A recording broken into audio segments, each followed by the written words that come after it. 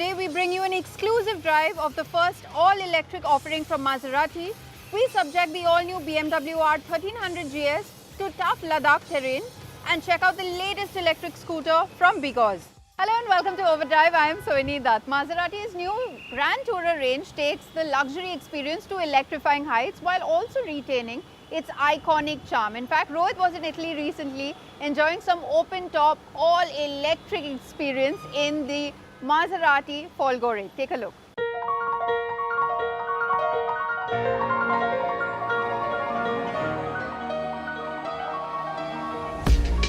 Stresa, nestled on the shores of the Grand Lake Maggiore, we've come to this beautiful, picturesque location to drive Maserati's latest offering, the GranCabrio. What Folgore means in Italian is lightning. That refers to an electric powertrain. A Maserati Grand Tourer without exhaust pipes. That's a problem, isn't it? Which is why Maserati is offering both kinds of variants on the new GranCabrio. You can choose a petrol engine with the Modena or the Trofeo, or if you want to go green, you can get the electric. They have managed to maintain the proportions, including the height of the car, absolutely perfect. So even though there are batteries in this car, it's not high riding. Of course, when you talk about the aerodynamics, the slippery nature of cars like these, so what they've done is given us the classic silhouette that we love with a Maserati, and at the same time managed to give it the aerodynamic efficiency that is required for an electric powertrain. The cabin is like Da Vinci meets Silicon Valley. So you still get that Italian flair even in the cabin. All the materials, absolutely top-notch. And the way everything is laid out, it has simplicity and yet a lot of luxury to it. So you get a big digital instrumentation, you get a proportionately sized infotainment as well. You also get a touchscreen for your HVAC controls, and the classic Maserati clock is now replaced with a digital display, which in this case also tells you the state of charge for the batteries. But overall, it still feels every bit Maserati, including the materials. The cabin is upholstered from nylon, recycled from fishing nets, and while it does not feel the same as leather, it has a unique, soft touch to it that does feel expensive. But apart from feeling rich, Maseratis need to be fast, and boy, does this go! All the Folgore models feature electric all-wheel drive, ensuring that every horse is used effectively. The Gran Turismo and Cabrio have a single motor at the front and two at the rear. Although capable of producing over 1200 PS combined, the battery pack limits it to 750 PS of usable, continuous power for sanity's sake. No matter how fast an EV can go, its weight becomes apparent on tight switchbacks, putting extra pressure on the outer wheels and the suspension. So what Maserati have cleverly done is they've gone with a T-bone battery setup. What that means is, think of the battery layout to be like a T, but with serifs. What that means is behind the firewall is 4 layers of battery. Then you have batteries in the transmission tunnel that you have on, say, the ICE vehicle, right? So the transmission tunnel is housing further batteries, and then behind the rear seats also, or under the rear seats, is where there are furthermore batteries. This design allows the Folgore to maintain a low ride height like its petrol counterparts, while preserving the 4-seater layout and the weight distribution. So yes, there is all-wheel drive. That means that it doesn't lose grip all that often, but it also makes sure that it continues to make you smile. It is a driver's car at the end of the day, not something that is used for maximizing range and all of that.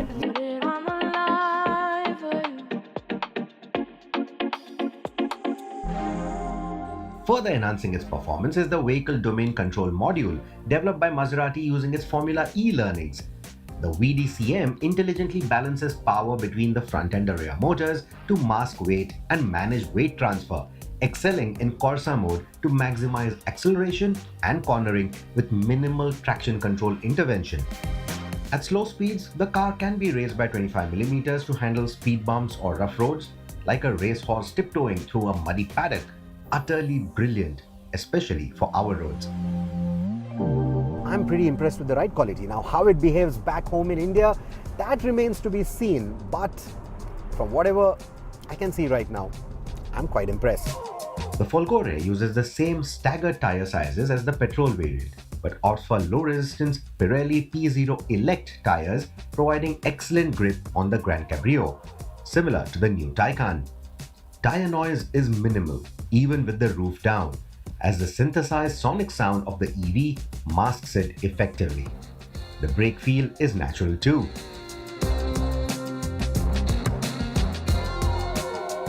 I know it sounds cliched when we talk about EVs and always keep complaining about the oral drama, but come on, in my peripheral vision is that Trident. This car is handling and driving the way it is.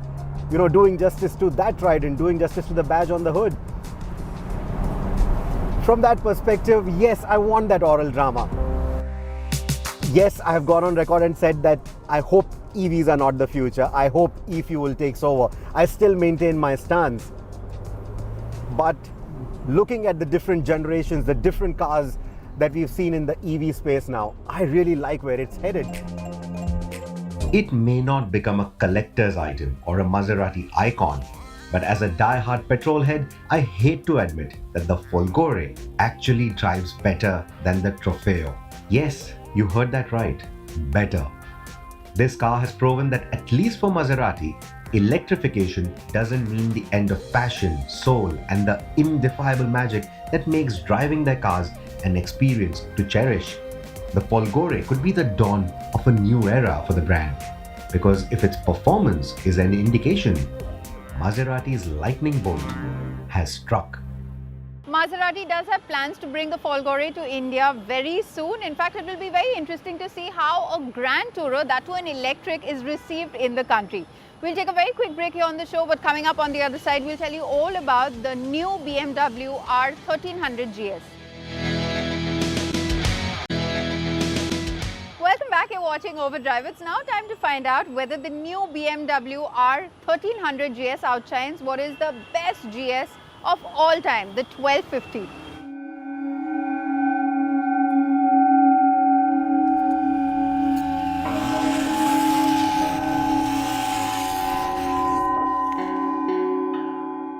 The last time I visited these mountains, we at Overdrive came here with an army of the top-of-the-line adventure motorcycles. All of us had our own picks, and I had picked the R1250 GS from that entire lineup. And looks like the market also responded in a similar manner, because you see the 1250 GS has been the best-selling GS of all times. So when they wanted to create a new one would expect all they had to do was give it some design tweaks, add some electronics, give it a few more features, and it would have been an instant hit. But BMW decided to go back to the design board, design the GS from the ground up, all new, every nut and bolt, all new. Was it really necessary? Or did they just mess up a winning formula? And if you're looking to buy yourself a flagship ADV, should you consider this one? If you already have a 1200 or a 1250 GS, should you consider upgrading? All these answers are going to be in this review, so hang on tight. One glance at the R1300 GS reveals a more streamlined look than its predecessors. While many fans appreciate the GS for its heft and road presence, the new model lacks that imposing size, almost making the black variant resemble a GS 310 or 900 in the rearview mirror. However, the lighter design appeals to a significant number of prospective buyers who previously found the bulk of the GS intimidating, deterring them from even considering a test ride. From this perspective, the big headline is that the 1300 GS is 12 kgs lighter. Notice the tubular frame and subframe on the 1250 GS. Now compared to that, the 1300 gets a lighter stamped sheet metal mainframe and an aluminium subframe. The new geometries have also allowed the designers to engineer the engine in such a way that the gearbox now sits under the cylinders instead of behind the cylinders like you have on the 1250. What that has essentially done is liberated more space for some of the other mechanical goodies. Like a longer swing arm, for example, which gives the motorcycle better stability through corners and at speed. while maintaining a similar wheelbase to the outgoing model. The added mass of the new swing arm and the shaft is offset by a lighter engine and gearbox, saving 6.5 kilos, plus another 1.5 kilos from the new chassis and 900 grams from the wheels. These reductions, though modest on paper, contribute to a tighter mass centralization, enhancing the bike's overall balance and agility. The GS has always felt nimble around corners, but the 1300 dives into them with more sharpness than before. The cylinders sit higher, offering better cornering clearance than before. The repositioned cylinders are also more in line with each other compared to the 1250, where the right cylinder sat a little behind and seemed to offer less room for the foot. Higher overall position not only provides more room now, but also makes the cornering clearance feel slightly better and more confidence-inspiring. The improved cooling system has allowed BMW to make the 1300 engine a high-compression one, boasting a ratio of 13.3:1, which means it could be more sensitive to bad or low-octane fuel. Apart from the boxer engine, the other magic potion that separates the GS from its rivals is the unique suspension.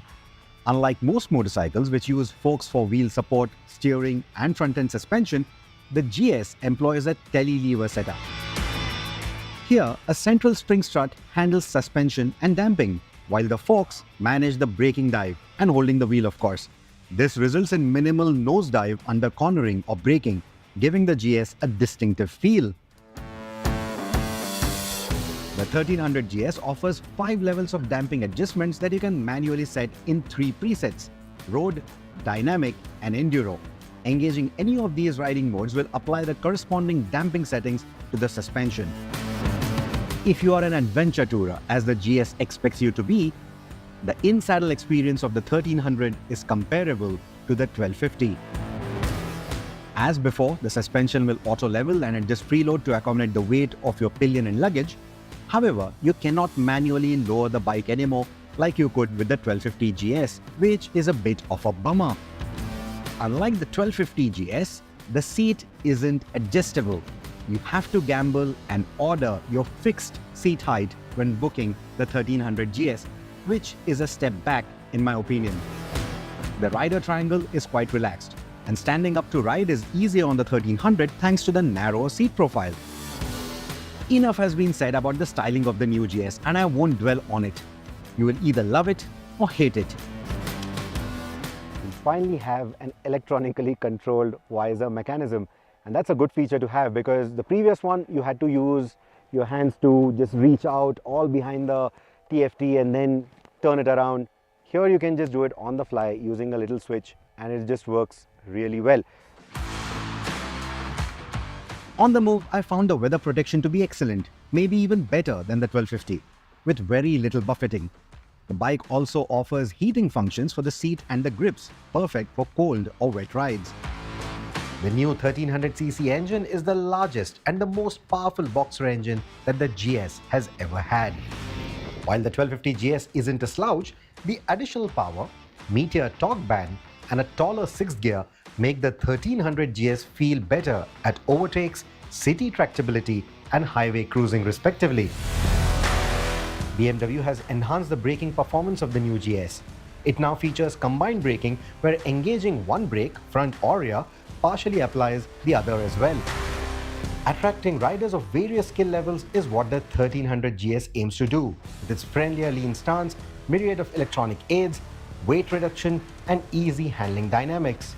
It refines the GS experience for existing owners and redefines it for new riders.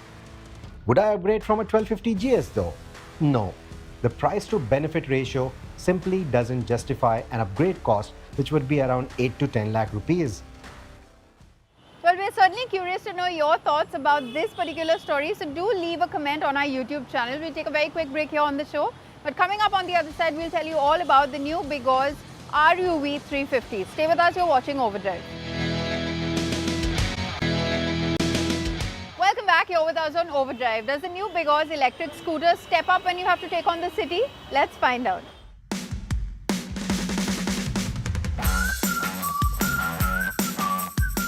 Bigos as a company has been around since 2018, that's over 4 years, and they claim that they have over 40,000 satisfied customers across the 9 states that they have established in. That includes 120 showrooms that double up as service centers, and now we are finally out with one of their products that we have out here at their factory in Chakan. They're calling it a scooter, but as you can see, it more or less resembles a crossover, like from step through and a scooter. Now, what does it bring to the table? We are about to find out. The RUV 350 is said to be a replacement for the D15 model, which was already being sold out here in India, and it borrows much from its predecessor in terms of its styling, with some obvious subtle alterations to the new body panels, of which a few are now of metal construct. Now, while the RUV 350 employs a 3 kWh LFP battery to run, it also gets a separate 12-volt battery that sits in the front apron that functions the screen when the motor isn't engaged. You have a 5-inch TFT screen, and although there's no touch on there, you do have 2 buttons to navigate, but this one, there is a very peculiar way to go about it, because you have to in fact use the brake lever to actually toggle through some of the controls. So when you're riding the scooter, you only have your ride modes and even your reverse mode to toggle through and actually access. Otherwise, if you have to access all stuff like your vehicle telemetry data, your display, your custom settings and everything, you will have to come to a complete halt because you have to use the brakes to access those settings. Now, in terms of features, the RUV 350 gets a decent amount of them, starting off with the obvious, the lighting. All LED, as you can see all around, stuff like 3 ride modes, there's Eco, Ride and Sport. You have reverse mode as well. You have 2 themes that you can toggle between, obviously once you've actually stopped the scooter. Then you have features like hill hold. You have a tech that when the scooter is a fall safe, basically. Once the scooter has hit the floor, you happen to take a toss, the thing will actually switch off. And then you have regenerative braking, cruise control, even that's a decent feature that's on there, which a lot of people will fancy. And of course, you also have this one vacation mode where you have a switch under the seat which allows you to switch off both your batteries when you go off for a decent amount of time, maybe a month or 2 on your vacations, and your battery will discharge at a slower rate than it would with the scooter just simply lying around. Something unique to the RUV 350 has to be that motor. Now, this is not your usual run-of-the-mill hub-mounted motor, because as you can see, it's actually mounted on the swing arm. So the motor sits on the swing arm and it is directly connected to the rear wheel via a drive shaft. So it doesn't use any belts or pulleys or anything of that sort. It is quite silent on the go, and it propels this RUV 350 to a top speed of 75 km per hour, and it's set to go from 0 to 40 km per hour in just under 6 seconds. Acceleration of the line is smooth and gradual to around 40 km per hour, after which at around 50 km per hour, well, the RUV's motor acts a bit clunky and there is some shuddering at the rear wheel which can be upsetting. You'll also have to be alert and brake well in advance because there's just the drum brake setup on here. Also, the weight of the motor has an effect on the way the RUV handles. You can feel the weight of the motor when you bank left and take a turn, and doing the same on the right feels a lot lighter in comparison. The riding position of this Bigos scooter is fairly decent, quite comfy on the go. Everything is well within reach, and riding it over a fairly long distance, or let's say half an hour or 40 minutes, shouldn't be too much of a task. But then again, the suspension is slightly on the stiffer side. We're out here in a pretty much closed environment, but then again, we'll have to check it out on the road to see how it really fares. But even on these surfaces out here, small undulations, we do feel the bike judder quite a bit. And the big wheels, well, it's not that easy to turn in actually. So in terms of ride quality, there still is some fine-tuning to be done. Bigos tell us that the 3 kWh battery pack on here takes around 5.5 hours to charge from 0 to around 80% SOC with the standard 500 watt charger. Now, this charger also fits in the underfoot storage bay, by the way. And there will also be a bigger 840 watt and an even bigger still 1350 watt charger that will bring down the scooter's charge time even further. There is also a smaller 2.5 kWh battery in the works, while they are also planning to have a swappable power unit on there in the future as well. And that should make the RUV a lot more appealing to a wider audience. But as it stands currently, there still is a bit of work to be done with this one. Although I quite like the overall step-through crossover design, I find it quite appealing, the RUV 350 still comes across as a product that's rough around the edges. and also maybe not as well put together as something like the C12 electric scooter from their own backyard. Now to sum things up out here, what does the RUV 350 actually bring to the table in terms of EV two-wheeler standards? Considering that Bigos has positioned this one to be a premium product, well, to be honest, with everything that's out in the market currently, it really feels, well, under the bar, to be honest. Because once you actually get up close and ride it, there are a couple of, let's say, features or assets about it that will need a certain amount of attention and in dire need of improvement. Primarily build quality, fit and finish levels, and of course the braking. I would really like to see a disc brake on there as well, in the front at least. But then again, it all depends on the pricing of this particular step through, let's call it that, because yes, for what it offers, the pricing is really going to make or break this one. With that, it's a wrap on this week's edition of Overdrive. But remember, you can stay in touch with the team through our various social media platforms, and you can check out everything that we put on Instagram as well. We'll see you next week. Until then, drive and ride safe.